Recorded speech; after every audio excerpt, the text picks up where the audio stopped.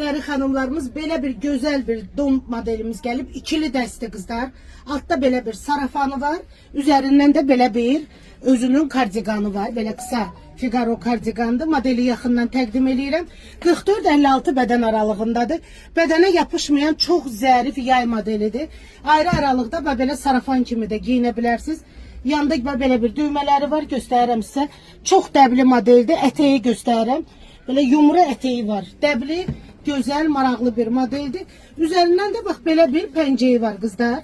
Kim istəyir sarafan giymirsə, açıq saçıq giymeyi bəyənmirsə, üzerinde böyle bir penceyi var. Üzerinde bak böyle bir gülü var, broşkadır, çıxır broşkası.